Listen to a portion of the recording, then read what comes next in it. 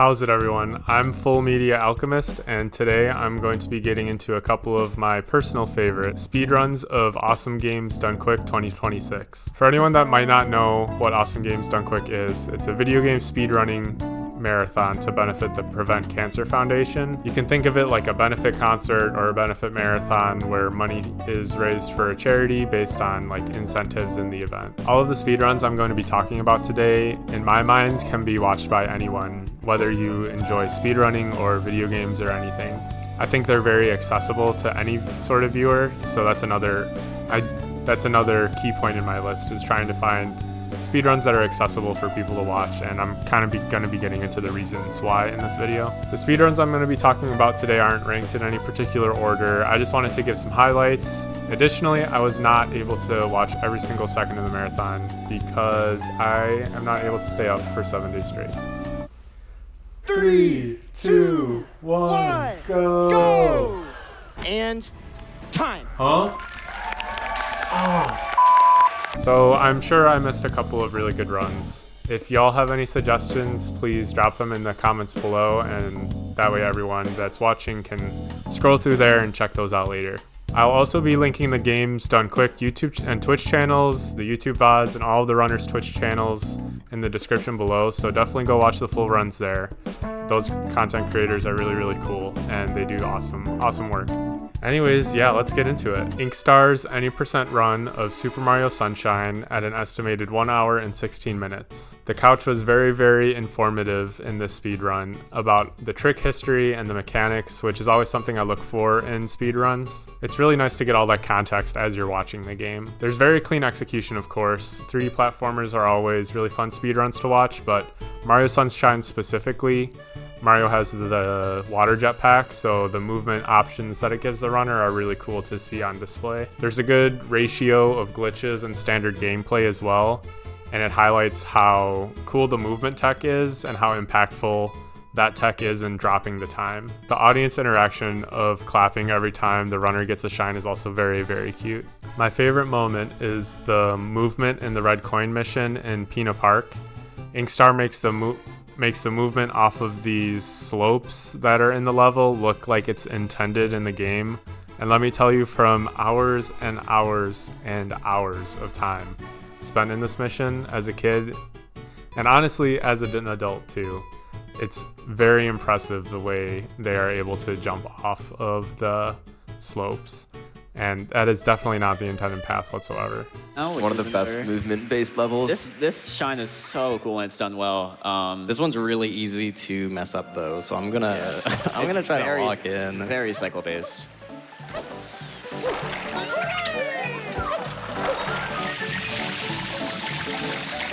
So he's gonna try and get on the top of this. Very good. On top of there. Grab this one as he's falling down.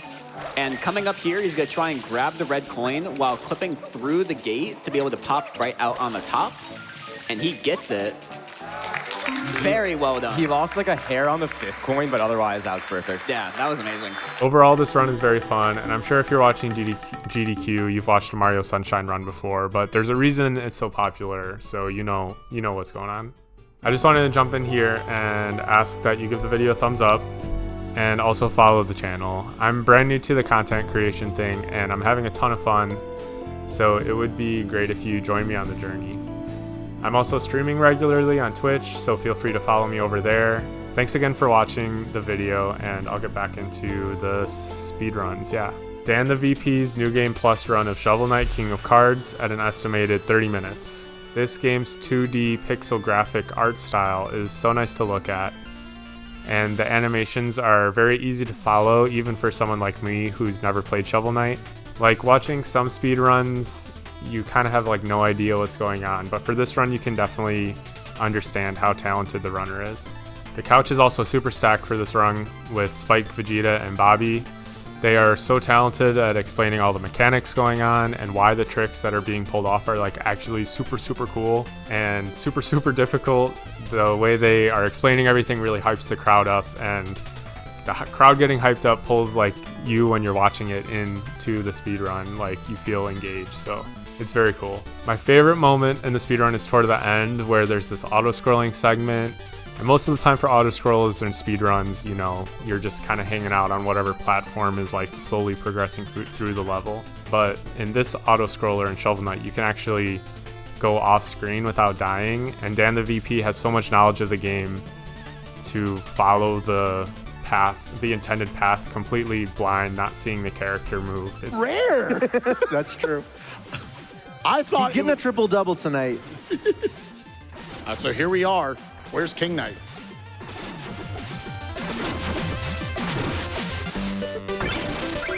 We did it! Woo!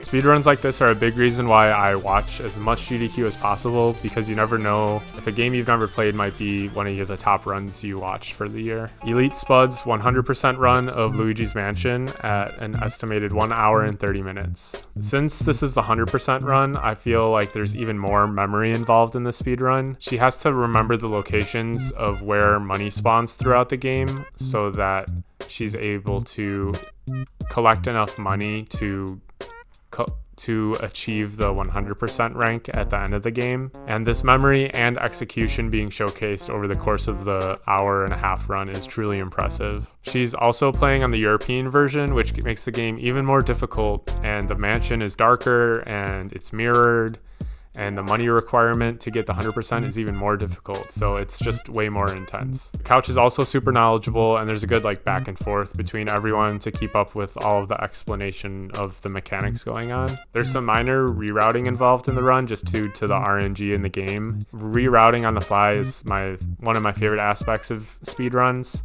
when the runner and the couch are like put on the back foot and they have to reroute on the fly to save the run. It's just really cool to watch. Elite Spud said it best in this clip here. What I was saying earlier about 100% is like, I think one of the coolest things about 100% is that you have this like push and pull of I need enough money, but I don't want too much money, because if you get too much money, then you're wasting time.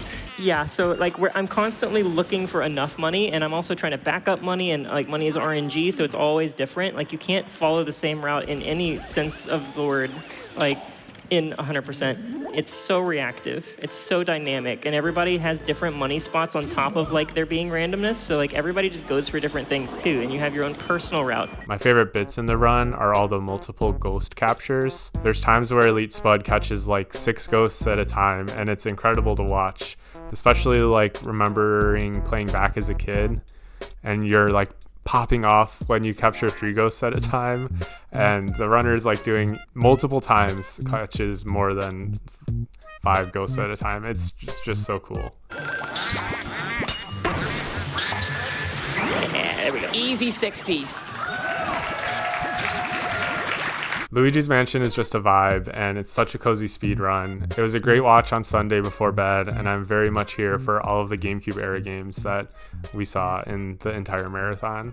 Potty's any % no item glitch run of Crash Bandicoot 3 Warped at an estimated 48 minutes. Potty was executing at 100%, and he was explaining most of the speedrun tech as he was doing it, which is always very impressive to see. The standout to me is how he was able to concisely explain the level as well as the speedrun tech very quickly and leave the rest of the time up for donations and discussion with the couch, and it just felt really professional. The crash woes from the crowd were also so fun too. Whoa! Are you okay? What's going on? No. It's fine. They're doing like a whoa thing. Like they're screaming like Crash in the Crash Bandicoot run on GDQ. It's really funny. They literally can't hear you. My favorite parts are definitely the early parts of each of the platforming levels where Potty is just explaining everything and executing really well, and it's just so sick. This game runs on global cycles, so we can... Basically, when I'm not in a stage, cycles are still moving. There's enemies, platforms, all that stuff. So if I play well the entire run, I'll know where everything is, which is crazy, but we'll try our best. So this is first platforming level, Toad Village. So this game has a tech called neutral slide jumping, which is the action of performing a slide jump like normal, but whenever I press jump, I release the D-pad, which means that it's a movement exploit that maintains the sliding speed. So it's unintended movement. It's actually as fast as the speed shoes power-up you get for beating the game. So we can actually get like all the relic times and whatnot without the power-up, which is pretty cool. This is another good example of a run of a game that I haven't played before, but the commentary and the gameplay come together just to make an incredible speedrun showcase. Helix's all question mark panels run of Mario Kart World at an estimated 30 minutes. Y'all, if you watch any of the speedruns I talk about today, this is the one for real. Like, Helix is one of my favorite speedrunners, and this run is really impressive. You can really feel the passion and knowledge that she and her couch commentator Cabasco have for this game and this category. The run also showcases all of the new mechanics in Mario Kart Worlds, with the open world collectibles, the wall riding, the rewinding, the quit warping, and it makes it feel very different from other Mario Kart speedruns. So in this all question marks category, it's cool to see all the new stuff used at its full potential. The run also has a ton of hype moments, and it's very easy to understand the difficulty of the tricks being completed, since like everyone has played Mario Kart before, right? My fave moments are for sure the rewind tech, where Helix gets to a point that's close to 3 different question marks, and she has to quickly hit one to rewind, and then hit the next one and rewind, and then hit the third one and quit warp. And it's just a ton of memorization and execution, and it's happening constantly throughout the run. Sick panel grab right here on this wall. That is a lot harder than I just made it look. It all is. Yes, well, you know. So yeah, that's rewinding. I will also make heavy use of charge jumps. Oh, one more thing about rewinding I almost forgot is that if I rewind back to before I used my item, I will get my item back. We like to call this item recovery. We just haven't really seen that because you have a feather. Yeah, which is I a would little be using right it here. a lot more if I had a mushroom, but I do not. Nice. It's Very fine, specific though. setup. Yep. Again, y'all, if you watch any single run, make it this one. It's only 30 minutes, and it's high pace, and the tricks and routing and execution are all just the best. Jaxler's All Bosses run of Legacy of Kain Soul Reaver at an estimated hour and 5 minutes. Jaxler is another speedrunner that is a complete professional at presenting games to an audience. He's executing at 100% and explains everything as he's doing the speedrun, as if someone that has never seen the game before is watching, which, let's be honest, most likely no one has seen this game before. He has a really stacked couch, which can cover different aspects of the game at different points, and he involves them at key points in the run and knows exactly when to kick it to the host for donations, and he brings the audience in during hype moments, and all around a professional, like I said. This game's speedrun consists of a ton of out of bounds and glitches that turn a very serious and 90s edgy game into a very silly and fun romp. My fave bits are definitely the like flying Y pose used throughout the run to move quickly across gaps and like over cutscenes and stuff. All right, and so we're doing this sequence of flying here to essentially think of this as like the first Zelda dungeon. We're skipping so many block puzzles. It's really crazy because this glitch does not work in the remaster, so there's so much stuff I have to do to get to this tunnel. It's still out of bounds and really cool, but like this glitch is just sick. Another thing to note too is just like the movement all over without the camera actually being behind you is wild. Yeah. Jaxler is another one of my favorite speedrunners, but I truly think his runs can be watched and enjoyed by anyone. And honestly, watching his runs makes me fall in love with speedrunning as a whole. He's so wonderful, and definitely check this run out. DrewPag's and BlueKandy's Golden Net run of Animal Crossing City Folk at an estimated 2 hours. This run in particular was one of the main reasons I called in sick for GDQ this year. So what brings you in today, Full Media Alchemist? Oh, you know what, Doc? Don't even worry about it. Bill me the 2 hours, take the rest of the day off. I just needed an excuse to take the rest of the day off so I could watch the Animal Crossing City Folk Golden Net speedrun. Unfortunately, there's no known cure for your condition. I'll leave you to contact your loved ones. Oh man, that birdwing spawn was so sick. The goal of this run is to catch every bug in the game, and they do this in such a quick time by setting up their town in like a very specific way, and they time travel to very specific times, and they plant different types of trees and flowers that lead to the specific bug spawns they need. You can tell there's a huge amount of planning in a run like this, but there's a bunch of rerouting on the fly due to the randomness of the bug spawns and the randomness of the initial town setup. It was such a cozy run for a weekday morning, and I had my little breakfast bagel sandwich and my iced latte I made for myself, and it was so nice and cozy. The back and forth between DrewPag and BlueKandy was very funny. Even though it's a race, there's camaraderie between them, and there's still some friendly jabs, and it's a really fun atmosphere. There's some downtime in the run, of course, where they're like going through menus or doing the time skips, but since it's a race, there's always something going on either of the screens, which is cool for the race speedruns because I feel like sometimes during like the really action ones, you don't really know where to look. For this one, you can kind of like flip between the two screens and it's a good time. The pace of the run really ramps up too. It starts out with like a lot of town setup and planning and getting the town perfect for the specific bug spawns they need. And then toward the end, it's just like catch after catch after catch. DrewPag and BlueKandy explain things really well too, like how the town setup they're working on is to promote like which bug spawns they're looking for. Another cool bit is the runners are like actually listening for specific bugs in the game, which really shows the skill of being able to like watch for specific bugs while they listen for others. You're so happy, I know, but there's a dragonfly right there. It's very important. Okay, I hear a bell cricket to my right.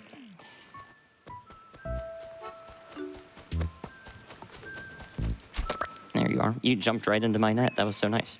Overall, this run is really long, but it's really cozy and informative and nostalgic and exciting and all of the things that make a longer speedrun really great. AnarchyASF's and Lazlo's race in American Truck Simulator at an estimated 35 minutes. This run is so incredibly chaotic and so incredibly funny. There's so many good bits, I could honestly pull any 10 seconds from the run as my favorite clip. It's just so good.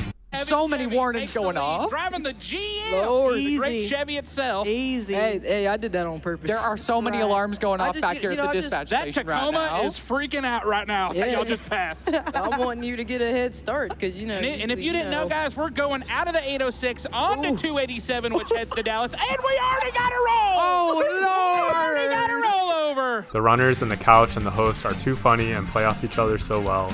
I was laughing uncontrollably the entire time. If you want a bunch of laughs and friends hanging out vibes, watch this run for sure. I could seriously not stop laughing. WiiSuper's any % run of LEGO Star Wars The Complete Saga at an estimated 2 hours and 30 minutes. This is another long run, but it's got a good balance of everything I love in speedruns. Detailed explanation of the glitches, back and forth between the couch and the runner, and completing some levels as intended as a way to contrast with all of the glitched levels they'll be doing. They get so detailed, even talking about like the amount of time that skips are saving and the history of discovering the specific glitch they're doing. And you can tell there's like a ton of knowledge and passion in the presentation of the run. This game also has a lot of 1P2C, which means one player, two controller, where the runner is controlling one character with one controller to complete one task, and then multitasking to control a different character with a different controller to complete a different task, along with jumping the second player controller like in and out of the game at key points as a way to speed up slower characters to advance further in the level. It looks so smooth and really showcases WiiSuper's talent. But yeah, I really like this level. This is kind of like 1P2C heaven. You're just like doing 1P2C for almost the entire level. I might not even be almost. It might literally be like the entire level except for like 10 seconds. But there's just so much like, you know, you could drop out a player here, but you ideally want both of them up here so you can build both at the same time. And dropping out does take like half a second, so it's slow to do that. So it's faster just to like have both your players just kind of going through the level. Yeah, it's a level with a lot of just like mechanical precision. Yeah. Overall, it's definitely a longer speed run, but it moves at a decent pace, has a chill energy, and it's really focused on explaining the techniques. Bubzia's blindfolded any % run of Majora's Mask at an estimated 45 minutes. Unfortunately, this run was live while I was out and about with my friends, so I had to ask the bartender to put it on the TV. Hey, what's it take to get the big game up on one of these TVs in here? The Bears game isn't until tomorrow. The Bears game? No. I'm talking about the any % blindfolded speed run of Majora's Mask. And unfortunately, the bartender did not put the big game on the TV, so I ended up watching the VOD of this run later. As I'm watching this run, I'm entranced by how precise the speedrun tricks are, and then after a little bit, I remember the fact that Bubzia is freaking blindfolded. Like, these tricks seem impossible to do not blindfolded, so it's just crazy to remember that Bubzia is doing everything based on memory and sounds. The bits where Bubzia is listening to the game to perform the tricks is definitely my favorite part. He's counting side hops here. I guess another thing we can talk about is beat counting. That's not really something that's come up yet. Yeah, besides just counting side hops or backflips, Bubzia will often count the number of steps that Link's taken, even he will listen to the music and count the beats of the background music. So there's a lot of different ways to kind of judge how far to move in the game. So here he listens for the tattle, the tattle noise there, the ding, ding, ding. Gets ISG. He kind of knows that he has it off of vibes. And there you go. Very, very nice.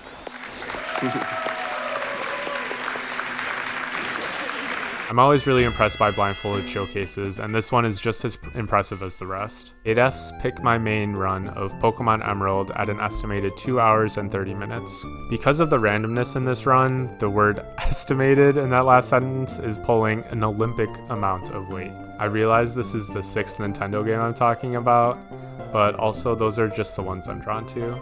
Besides, it's not like I'm a Nintendo stan. I'll have you know Sonic Adventure 2 Battle is unironically my favorite game. Hey again, yeah, how's it going? Can I get a drink, please? I just need to see some ID, please. Yes. I believe this should be sufficient.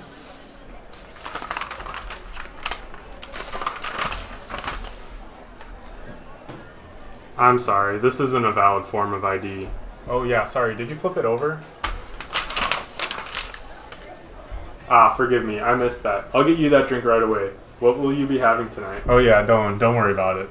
Can I have your absolutely strongest glass of iced water? This run is essentially just a Pokemon Emerald challenge run that's like a torturous puzzle box being constructed live by the donation incentives to choose Adef's Pokemon in a way that will be most challenging for him to use.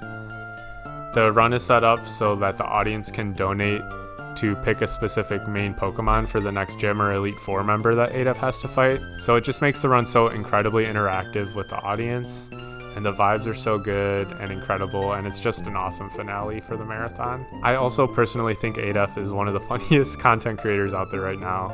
He's so quick with jokes, and I was literally smiling and laughing the entire time. This run is especially fun because of the problem-solving aspect, which is literally my absolute favorite thing about speedrunning. The on-the-fly problem solving when stuff goes wrong to figure out a path through the issue is very interesting to watch.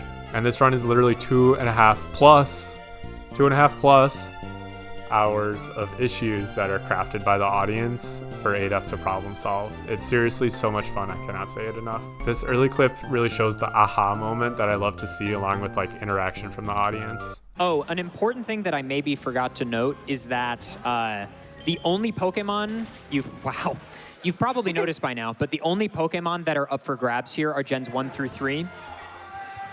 Oh, smart. Smart. What? Smart. Guys, you should be up here. Somebody in the audience yelled Adef Quick Claw. Oh, sure, yeah. back in Rustboro? Or Yeah, I did don't you know where pick the it items up? are in this. The Quick Claw is the teacher has it. Yeah, in yeah. Rustboro. So I have fly access because, again, another speed choice thing. In case we get stuck, we have some options. This is a great shout from the crowd. In fact, this is not the right building. In fact, I normally get the Quick Claw, but I just That's a good idea. We get to listen to him say, "Did you know that the cherry berry can be replaced with a cherry berry?" Do you see how on his chalkboard he's just drawn a frying pan? Sure. Let him cook. A round of applause. You win. Okay, Quick Claw, incredibly smart. This will give us slightly better odds. Again, Quick Claw is not going to proc every single time, but occasionally we will move first. And that is very good because this gives us more than just the 10%. Quick Claw another 10%. is another 10%. Yeah, what's the math guy? Now we have a 20% chance to maybe hit a move. That's my trainer card. Thank you. You're so welcome. I wanted to see that. You wanted to see the trainer card. I know. It's impressive. 2 badges. 32 minutes of in-game time. Holy speed runner. Something of a speedrunner. Okay, let's just have the Quick Claw happen immediately. It did! Wow. Wow. Wow. Amazing. What could go wrong the rest of the fight? This run is so heartwarming and a lovely finale, truly impressive and incredible to watch. And yeah, those are my favorite runs from AGDQ 2026. Speedrun marathons are so fun to me. I love the community and how accepting it is. It truly gives me hope when I'm feeling down about the state of our world, knowing that there's so many people out there that truly care for others. Thanks everyone for watching. I'm 1000% positive I missed some runs that are really, really good. So if you have any that you watched that you want to call out, please put them in the comments below. I really enjoyed making this, and I'm definitely planning to make similar roundup videos in the future for other speedrunning marathons. So I'd appreciate it if you like the video and subscribe to me here on YouTube. I also stream live on Twitch, so it'd be awesome if you follow me over there as well, at Full Media Alchemist. Like I said earlier, I'm new to the content creation space, so I really appreciate your support. Thanks so much for watching, and I will see you next time.